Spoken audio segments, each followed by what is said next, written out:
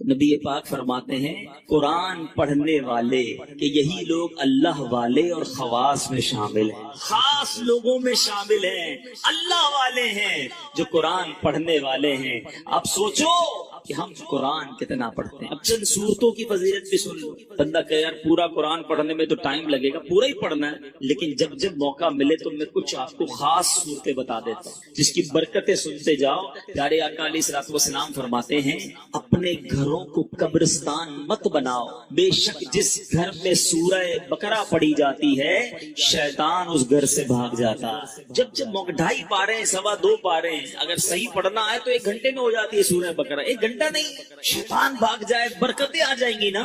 جس گھر میں شیطان ہوگا کدھر سے برکتیں آنی؟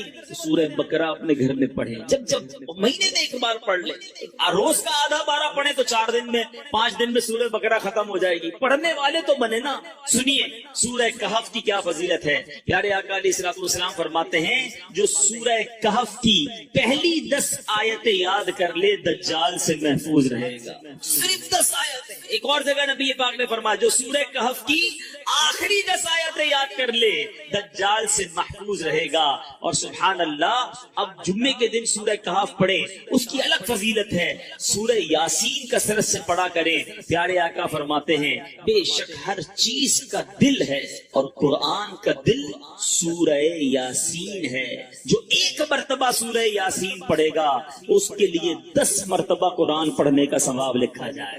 اللہ کی رحمت تو دیکھو، سورہ یاسین 12-10 منٹ میں پوری ہو جاتی ہے، 10 قرآن کا ثواب۔ ہم سے گھنٹوں ٹی وی دکھوا لو، ہم سے گھنٹوں فون پہ بات کروا لو، 10 منٹ سورہ یاسین کے لیے ٹائم نہیں نکلتا۔ کتنی دوری ہے قرآن سے، سوچئے۔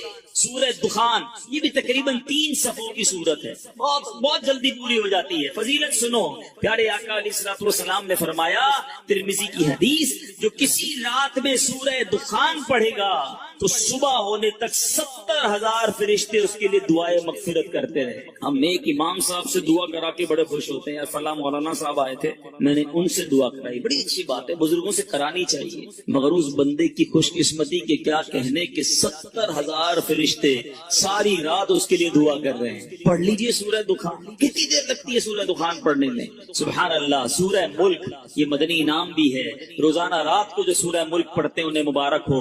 دعوت اسلامی کے مدرسۃ المدینہ بالغان میں بھی پڑھ کر سنائی جاتی ہے۔ نبی پاک علیہ الصلوۃ والسلام نے فرمایا بے شک قرآن میں 30 آیتوں پر مشتمل ایک سورت ہے جو اپنے قاری کے لیے شفاعت کرتی رہے گی یہاں تک کہ اس کی مغفرت کر دی جائے گی۔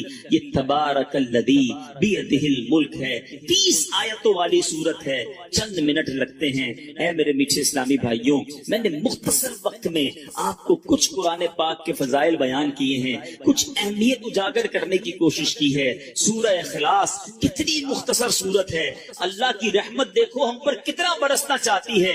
پیارے آقا علیہ الصلوۃ والسلام نے فرمایا، مسلم شریف کی حدیث ہے، آقا فرماتے تم میں سے کوئی شخص رات میں 1/3 قرآن کیوں نہیں پڑھتا، 1/3 قرآن کیوں نہیں پڑھتا؟ صحابہ کرام نے عرض کیا حضور کوئی شخص 1/3 قرآن، 1/3 قرآن رات میں کیسے پڑھ سکتا ہے؟ نبی پاک علیہ الصلوۃ والسلام نے فرمایا قل هو اللہ احد 1/3 قرآن کے برابر ہے۔ گویا کوئی 3 بار سورہ اخلاص پڑھ لے پورے قرآن کا ثواب عطا، اور کمال کا وظیفہ ہے۔ مگر ہم غلطی یہ کرتے ہیں کہ ہم اتنے مبارک وظیفے کو کثرت سے نہیں پڑھتے۔ آج بہت خوبصورت ایک روایت سنانے جا رہا ہوں۔ نبی پاک علیہ الصلوۃ والسلام کے صحابہ، بعض صحابہ نے فرمایا کہ جس مجلس میں، جس محفل میں، جس اجتماع میں سرور کائنات صلی اللہ تعالی علیہ وسلم پر درود پاک پڑھا جاتا ہے اس مجلس سے نہایت پاکیزہ خوشبو مہکتی ہے۔ ہم نارملی خوشبو لگاتے وقت کیا پلان کرتے ہیں کہ ایسی خوشبو ہو کہ تھوڑا دور تک جائے۔ عطر والے کو کہتے ہیں نا یار ذرا لانگ لاسٹنگ دینا، ایسا عطر پرفیوم دینا جو دیر تک رہے اور دور تک مہکے۔ آؤ میں بتاتا ہوں درود پڑھنے والوں، جب تم درود پڑھتے ہو تو خوشبو کدھر تک جاتی ہے؟ صحابہ کہتے ہیں جب کسی مجلس میں، کسی محفل میں درود پڑھا جاتا تو اس درود کی مہک آسمانوں تک جاتی ہے، اور وہاں اللہ کے فرشتے اس خوشبو کو جب محسوس کرتے ہیں تو کہتے ہیں زمین پر کسی مجلس میں ہو نہ ہو کہیں آقا کے دیوانے جمع ہو کر نبی پاک پر درود و سلام کا نذرانہ پیش کر رہے ہیں. یعنی یہاں ہم درود پڑھے وہاں فرشتوں کو پتا چل جاتا ہے کہ کہیں درود پڑھا جا رہا ہے جس کی یہ مہک ہے، اس کی یہ خوشبو ہے جو آسمانوں تک پہنچ رہی ہے. اللہ اکبر. نبی پاک علیہ الصلوۃ والسلام ایسے ان کا ذکر اتنا مہکا، ان کی بات کرے تو خوشبو نکلے، تو خود نبی پاک علیہ الصلوۃ والسلام کی خوشبو کا عالم کیا ہو. میں بڑے بڑے حسین بڑے اسپیشل لوگوں کی لوگ بات کرتے ہیں، لوگ کہتے ہیں بہت حسین ہے فلاں فلاں جناب، بڑا اس کو لوگ فالو کرتے ہیں، اس کے فینز ہیں، اس کے فالوورز ہیں. دنیا داروں کی جو محبت میں گرفتار ہیں، میں ایک سوال کرنا چاہتا ہوں، ساری دنیا میں کوئی کتنا ہی حسین کیوں نہ ہو اس کے پسینے سے بدبو آتی ہے، ٹھیک ہے نا جناب؟ کوئی کتنا ہی طرح دار کیوں نہ ہو، ایٹیکیٹس والا کیوں نہ ہو، جو بڑا نازک کیوں نہ ہو، مگر جب وہ تھوکتا ہے تو اس کے تھوک سے لوگوں کو گھن آتی ہے. nobody like it. کس کو تھوک اچھا لگتا ہے؟ میں سرور کائنات علیہ الصلوۃ والسلام کے مبارک چہرے کی بات نہیں کروں گا کہ اس چہرے میں تو رب نے کیسا حسن عطا فرمایا کہ مولانا حسن ادا خان صاحب لکھتے ہیں ایسا تجھے خالق نے طرح دار بنایا، ایسا تجھے خالق نے طرح دار بنایا، یوسف کو تیرا طالب دیدار بنایا. کونین بنائے گئے سرکار کی خاطر، کونین کی خاطر تمہیں سرکار بنایا. تو نبی پاک کے مبارک چہرہ انور اور اس کے حسن کی بات آج نہیں کریں گے، پیارے آقا کے ان ہاتھوں کی بات نہیں کریں گے کہ جس طرف اٹھ گئی دم میں دم آ گیا، اس نگاہ عنایت پہ لاکھوں سلام، ہاتھ جس سمت اٹھا غنی کر دیا، موجے بہرے سماحت پہ لاکھوں سلام.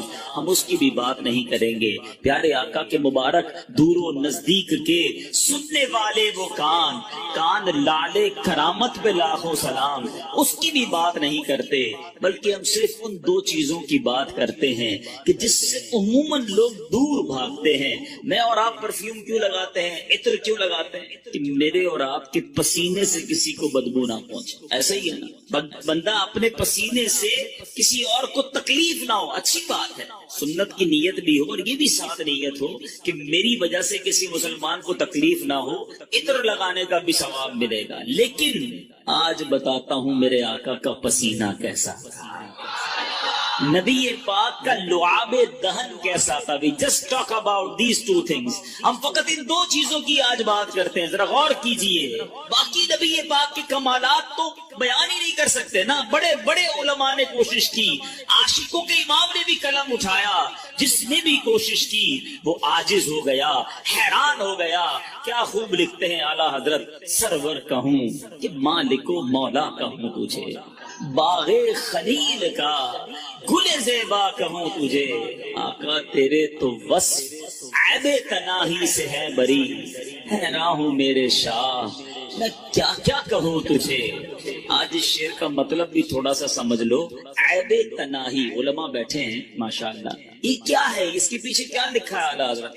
مثال کے طور پہ اگر آج میں آپ سب کو کاغذ بھی دے دوں، قلم بھی دوں اور کہوں ذرا لکھو کسی پرسنل، جس شخصیت سے آپ پیار کرتے ہیں اس کے اوصاف لکھیں، اس کی خوبیاں لکھیں. آپ لکھنا شروع کریں گے، 10 لکھ دیں گے، 15 لکھ دیں گے، 50 لکھ دیں گے. اس کے بعد آپ مجھے سارے قلم کاغذ واپس دے دیں گے کہ بھائی آپ نے کیا لکھا. آپ لکھیں گے بڑا حسین ہے، خوبصورت ہے، ملنسار ہے، مسکراتا ہے، مدد کرتا ہے، خیال کرتا ہے، حوصلہ بڑھاتا ہے. 10 15 20 پھر رک جائے گی نا قلم، اسٹاپ. آپ کہیں گے جناب یہ جس سے میں پیار کرتا ہوں نا یہ اس کی تعریف ہے. اعلیٰ حضرت کہتے ہیں یہ جو چیز ختم ہو جاتی ہے نا، تعریف رک جاتی ہے، تعریف اینڈ ہو جاتی ہے، یہ بھی تو ایک عیب ہے. تناہی اینڈ ہو جانا. اعلیٰ حضرت کہتے ہیں نبی پاک کی ذات وہ ہے جن کے اوصاف ختم ہی نہیں ہوتے ہیں. 1400 سال سے زیادہ وقت گزر گیا ہے، آج تک لکھنے والے لکھ رہے ہیں. بات ہے کہ پوری نہیں ہو رہی ہے، بات ہے کہ ختم ہی نہیں ہو رہی ہے. امام لکھتے ہیں تیرے تو وصف عیب تناہی سے ہے بری، حیران ہوں میرے شاہ میں کیا کیا کہوں تجھے. لیکن رضا نے ختم سخن اس پہ کر دیا، خالق کا بندہ خلق کا آقا کہوں تجھے۔ تو نبی پاک علیہ السلام کی فقط ان دو چیزوں کی بات کرتے ہیں۔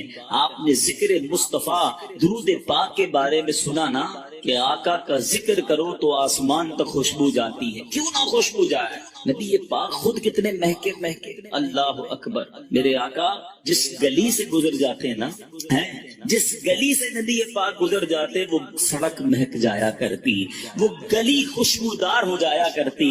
صحابہ کرام کو جب نبی پاک کو تلاش کرنا ہوتا کسی سے پوچھتے نہ تھے کہ نبی پاک کہاں گئے ہیں، سڑک کے کنارے کھڑے ہوتے، خوشبو بتا دیتی کہ آقا گزر کر گئے ہیں۔ اور اسی بات کو بریلی کے تاجدار نے، امام عشق و محبت نے کیا خوبصورت انداز میں لکھا، فرماتے کیا مہکتے ہیں مہکنے والے، لگا لو خوشبوئیں جتنی لگانی ہے، مہکنے والوں سنو کیا مہکتے ہیں مہکنے والے، بو پہ چلتے ہیں بھٹکنے والے ہیں، امبر زمین۔ اعلیٰ حضرت کہتے ہیں بتاؤں نبی پاک جس سڑک سے جس گلی سے گزرتے وہ گلی پہچانی کیسی جاتی؟ کہتے ہیں امبر زمین، عبیر ہوا، مشک تر غبار۔ آقا جس گلی سے گزرتے زمین امبر کی ہو جاتی، ہوا عبیر ہو جاتی، تو ہر غبار جو تھا مٹی جو ہے وہ مشک جیسی ہو جاتی۔ امبر زمین، عبیر ہوا، مشک تر غبار، ادنا سی یہ شناخت تیری جو ہے وہ۔ ایک صحابی آئے نبی پاک علیہ السلام کی بارگاہ میں، کہا حضور بچی کی شادی ہے اور خوشبو درکار ہے۔ پیارے آقا علیہ السلام نے فرمایا کل آنا، ایک کھلے منہ والی شیشی لانا، ساتھ ایک لکڑی کا ٹکڑا بھی لے آنا۔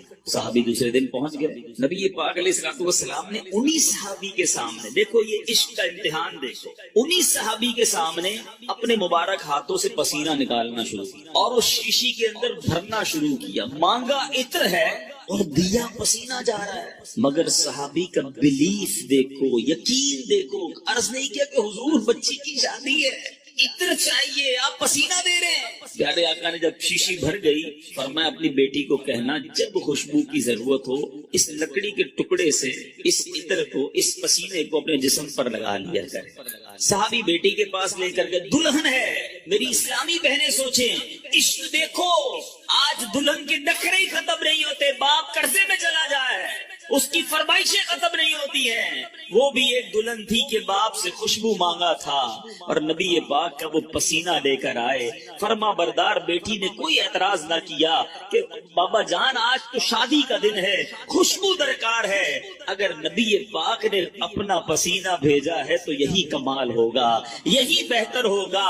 اس دلہن نے پسینہ لگانا شروع کیا۔ آج میں اور آپ عطر لگائیں، دوسرے کمرے میں خوشبو نہیں جاتی۔ آؤ بتاؤ میرے آقا کے پسینے نے کیا کمال کیا۔ علماء موجود ہیں، حدیث کی کتابوں میں یہ الفاظ ہیں کہ جیسے ہی اس دلہن نے پسینہ ملا پورے مدینے میں اس کی خوشبو پھیلنا شروع ہو گئی۔ وہ جو گھر ہے جس گھر میں وہ دلہن رہتی تھی، وہ صحابی رہتے تھے، محلے کے اندر بیت المطیبین، خوشبوؤں والے گھر کے نام سے مشہور ہو گیا۔ اللہ اکبر، میرے آقا کا ایسا معجزہ ہو، اعلیٰ حضرت کا قلم کیسے خاموش رہ سکتا ہے؟ عاشقوں کے امام لکھتے ہیں واللہ جو مل جائے میرے گل کا پسینہ، واللہ جو مل جائے میرے گل کا پسینہ، مانگے نہ کبھی عطر نہ پھر چاہے دلہن پھول۔ ارے آقا کا پسینہ مل جائے تو نہ دلہن کو پھول چاہیے نہ دلہن کو جناب عطر چاہیے۔ اب یہ تمام باتیں سنتے ہیں نا ایمان تازہ ہو جاتا ہے کہ کیا منظر ہوتا ہوگا۔ آقا جس گلی سے گزرتے ہوں گے صحابہ ہاتھ باندھے باندھے پیچھے چلتے ہوں گے، خوشبوئیں بھی سونگتے ہوں گے۔ 1400 سال پرانی بات ہے، مگر سچی بات بتاؤں آج بھی، ہاں جو مدینے شریف گئے نا وہ میری بات مانیں گے، آج بھی اگر کوئی عاشق رسول مدینے چلا جائے، نبی پاک کے مبارک دھوپ مبارک کی بات کریں، اللہ اکبر، پیارے آقا کی بارگاہ میں اہل مدینہ آتے، دور دور سے لوگ آتے، کہتے حضور ہمارے کنویں کا پانی کھارا ہے۔ آپ کے یہاں بھی کبھی بورنگ میں کھارا پانی نکل آئے؟ اب تو آرو پلانٹ وغیرہ سنا لگتے ہیں لیکن پھر بھی ویسا میٹھا نہیں ہوتا. سنو صحابہ کے پاس کون سا پلانٹ تھا. کھارا کنواں میٹھا کرنا ہوتا تو کہاں جاتے تھے؟ نبی پاک کے در پر آتے تھے. انہیں پتا تھا جو مانگو آقا عطا فرماتے ہیں. واہ کیا جود و کرم ہے شہ بطحا تیرا، نہیں سنتا ہی نہیں مانگنے والا تیرا. تو آقا علیہ السلام کی بارگاہ میں آئے، آ کر عرض کرتے حضور پانی کھارا ہے، ہمارے کنویں کا پانی کھارا ہے. نبی پاک کلی فرما کر، کبھی کلی فرما کر پانی دے دیتے، کبھی خود تشریف لے جا کر کنویں پر کلی فرماتے. آقا کا کلی کیا ہوا پانی، کیونکہ اس میں لعاب مصطفیٰ صلی اللہ تعالی علیہ وسلم مل جاتا تھا. جب وہ کنویں میں ڈالا جاتا کھاری کنواں میٹھا ہو جایا کرتا. اعلیٰ حضرت لکھتے ہیں جس سے خاری کنویں شیرے جاں بنے، جس سے خاری کنویں شیرے جاں بنے، اس زلال حلاوت پہ لاکھوں سلام. آقا کی زبان سے جو چیز ٹچ ہو جاتی، جو لعاب لگ جاتا. ایک صحابی ان کا نام ہے حضرت عتبہ بن فرقد رضی اللہ تعالی. آپ کی 4 بیویاں تھیں، 4 ازواج تھیں. آپ کی بیویاں، آپ کی ازواج سوچتی کہ حضرت عتبہ خوشبو کون سی لگاتے ہیں. وہ بڑی مہنگی مہنگی خوشبو لگاتی، مگر حضرت عتبہ کی خوشبو سے آگے نہ بڑھ پاتی.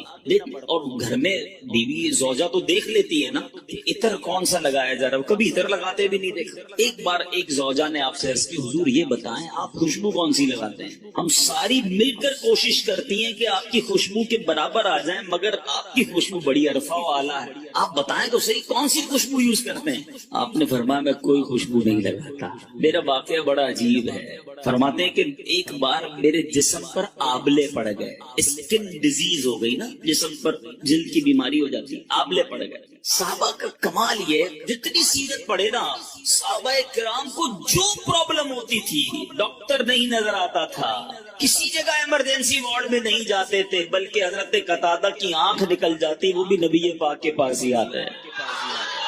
حضرت عتبہ بن فرقد کہتے ہیں میں پیارے آقا کے پاس چلا گیا کہ حضور جسم پر آبلے پڑ گئے. نبی پاک نے فرمایا کرتا اتار. میں نے کرتا اتارا. آج اسکن پر جلد پر کوئی بیماری لگے تو کریم لگائی جاتی ہے، آئنٹمنٹ لگائے جاتے ہیں، بڑے بڑے ڈاکٹر فارمولے لگاتے ہیں. نبی پاک نے حضرت عتبہ کا کرتا اتارنے کے بعد اپنا لعاب دہن نکالا، حضرت عتبہ کے جسم پر ملنا شروع کر دیا. اپنی زوجہ سے فرماتے ہیں وہ دن ہے آج کا دن ہے، آبلے تو ختم ہو گئے، ہمیشہ میرا جسم بہکتا ہی رہتا ہے.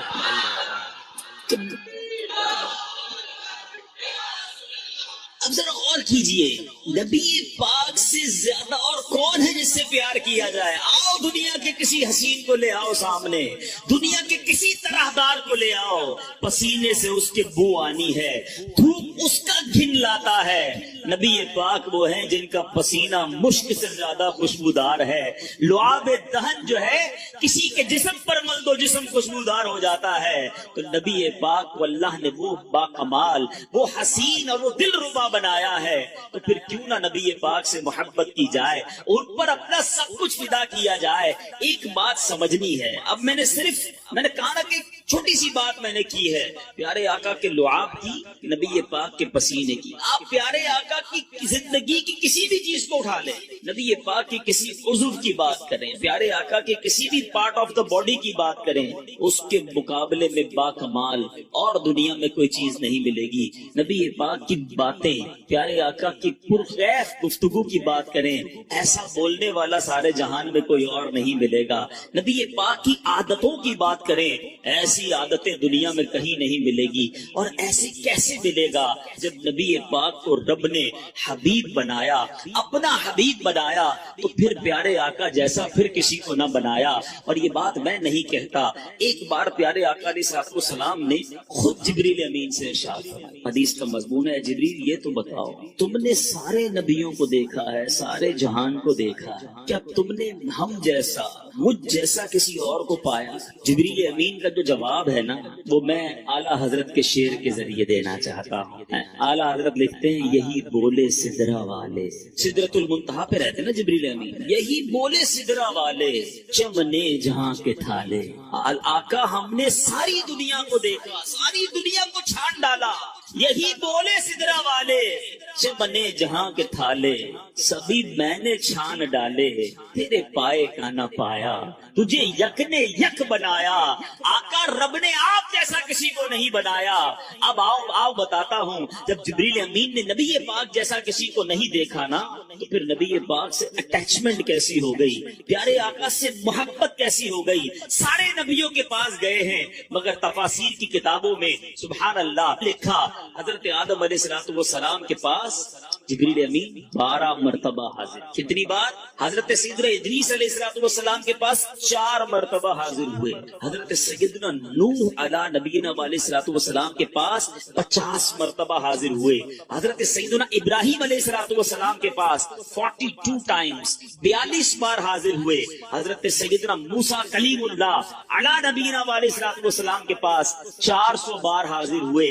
اور اب بتاتا ہوں، حضرت عیسیٰ علیہ السلام کے پاس جو روح اللہ ہیں 10 بار حاضر ہوئے۔ آپ جاننا چاہیں گے نبی پاک کے پاس کتنی بار حاضر ہوئے؟ اچھا پہلے تھوڑی سی کیلکولیشن کرتے ہیں، آج ناظم آباد والوں کا کچھ حساب بھی چیک کر لیتے ہیں۔ پیارے آقا علیہ السلام کی پہلی ملاقات جبریل امین سے جب ہوئی، اس وقت نبی پاک کی عمر مبارک کیا تھی؟ 40 سال۔ پہلی ملاقات پتہ ہے کہاں ہوئی تھی؟ غار حرا میں۔ پہلی وہی لے کر آئے نا، تو 40 سال کی عمر مبارک میں جبریل امین سے پہلی ملاقات۔ دنیا میرے آقا نے کتنے سالوں کے لیے اختیار فرمائی؟ 63 سال۔ کتنے سالوں کے لیے؟ ظاہری پردہ فرما لیا اس کے بعد 40 سال 63 سال، کتنے سال بچے؟ 23 سال۔ ویری گڈ، 23 ایئرز ملاقات کے رہے۔ 23 سال میں دن کتنے ہوتے ہیں؟ 360 دن ہوتے ہیں تقریباً ایک اسلامی سال میں۔ 10 سال میں کتنے دن ہو گئے؟ 3600 دن۔ ٹھیک ہے، کتنے دن ہو گئے؟ 3600۔ 20 سال میں کتنے ہو گئے؟ 7200۔ ٹھیک ہے، مزید 3 سال کے 1000 دن گن لے تو 8200 8300 دن بنتے ہیں۔ 8300 اپروکسیمیٹلی 8280 بنتے ہیں۔ ٹھیک ہے، یہ بہت مزیدار بات ہے، یاد کر لو گے ایمان تازہ ہو جائے گا۔ 8280 دن ہیں میرے آقا کی ظاہری حیات کے پہلی ملاقات سے لے کر دنیا سے پردہ فرمانے تک۔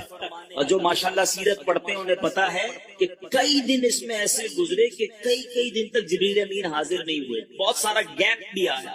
اگر 8280 دن بھی گن لینا تو جبریل امین کتنی بار آئے؟ علماء بتاتے ہیں 24000 بار نبی پاک کی بارگاہ میں حاضر ہوئی۔ کیوں؟ وجہ کیا تھی؟ بڑا معمہ ہے، کسی کے پاس 42 بار، کسی کے پاس 100 بار، کسی کے پاس 12 بار، 24000 بار۔ ایوریج تو نکالو، 8000 دن میں 24000 بار کا مطلب یہ بنتا ہے کہ روزانہ 3 بار۔ اور کدھر سے آتے تھے؟ برابر گلی سے نہیں، سدرۃ المنتہا۔ ڈسٹینس کتنا ہے سدرۃ المنتہا کا؟ یہ بھی حدیث بتاتی ہے۔ احادیث میں یہ مضمون موجود ہے کہ زمین سے پہلے آسمان کا فاصلہ 500 سال، پہلے آسمان سے دوسرے آسمان کا فاصلہ 500 سال۔ گنتے چلے جائیں 3500 سال لگیں گے 7ویں آسمان تک پہنچنے کے لیے، اور اس کے بعد سدرۃ المنتہا اس کے اوپر ہے۔ اتنا دور سے روزانہ یعنی اپروکسیمیٹلی روزانہ اوسطاً 3 سے زیادہ بار نبی پاک کے پاس آنا، وجہ کیا ہے؟ اتنا سفر کیوں کیا؟ اور انبیاء کے پاس تو تھوڑی بار گئے۔ بات یہ ہے ہمارے پاس جواب اگر ہمیں ڈھونڈنا ہوتا ہے تو کبھی اعلیٰ حضرت کی بارگاہ میں حاضری دیتے ہیں۔ آؤ آج برادر اعلیٰ حضرت سے پوچھتے ہیں، شہنشاہ سخن لکھتے ہیں، بے لکھائے یار ان کو چین آ جاتا اگر۔ کہتے بات یہ ہے نبی پاک کو پہلی بار دیکھا، اس کے بعد چین ہی نہیں آتا، آقا سے ملے بغیر قرار ہی نہیں آتا تھا۔ بے لکھائے یار ان کو چین آ جاتا اگر، بار بار آتے نہ یوں جبریل سدرہ چھوڑ کر، سدرۃ المنتہا چھوڑ کر بار بار اس لیے آنا ہے کہ نبی پاک کا جلوہ دیکھنا ہے۔ کیوں کہ ایسے یہی بولے سدرہ والے، چمنے جہاں کے تھالے سبھی میں نے چھان ڈالے، آقا تیرے پائے کا نہ پایا، تجھے یک نے یک بنایا۔ نبی پاک کے دیدار کے بغیر انہیں چین ہی نہ آتا تھا۔ تو یہ مرتبہ ہے نبی پاک علیہ السلام کا، یہ مقام ہے سرور کائنات علیہ السلام کا۔ ایک چھوٹا سا اشارہ دے کر مزید آگے چلتا ہوں۔ جبریل امین 3500 سال کا ڈسٹینس روز 3 بار کر لے، اسپیڈ کتنی ہوگی، رفتار کتنی تھی کہ پلک جھپکتے میں آتے، پھر جاتے، پھر آ جاتے۔ جب جبریل امین کی رفتار رفتار کا عالم یہ ہے تو جبریل کے آقا کی رفتار کا عالم کیا ہو؟ تو معراج کی شب اگر میرے آقا تھوڑی ہی دیر میں سارا سفر کر کے تشریف لے آئے تو کوئی تعجب کی بات نہیں ہے، بلکہ اس وقت تو کنڈی بھی ہلتی رہی، بستر بھی گرم تھا۔ علماء بڑا پیارا عشق بھرا جواب دیتے ہیں کہ جناب اتنا سارا سفر ہوا، ابھی واپس آئے تو بستر گرم ہے، کنڈی بھی ہل رہی ہے، سفر تو بہت طویل تھا، یہ کیسے ہو گیا؟ تو علماء عشق بھری زبان میں جواب دیتے ہیں کہ بات یہ ہے کہ آج دنیا میں بھی آپ کی میری گھڑی سے سیل نکال لیں تو گھڑی رک جائے گی نا، سیل ڈالیں تو پھر چلنا شروع ہو جائے گی۔ علماء کہتے ہیں آقا سارے جہان کی جان ہے، جب جان ہی چلی گئی تھی تو جہان رک گیا تھا، نبی پاک تشریف لائے دنیا پھر چلنا شروع ہو گئی۔ وہ جو نہ تھے تو کچھ نہ تھا، وہ جو نہ ہو تو کچھ نہ ہو، جان ہے وہ جہان نہیں، جان ہے وہ جہان ہے۔ تو اے میرے میٹھے اسلامی بھائیوں، سبحان اللہ، میرے آقا کی تعریف بیان ہو۔ مجھ سے پہلے ناتھواں تعریف کر رہے تھے، وہ نظم میں بیان کر رہے تھے، میں نثر میں بیان کر رہا ہوں۔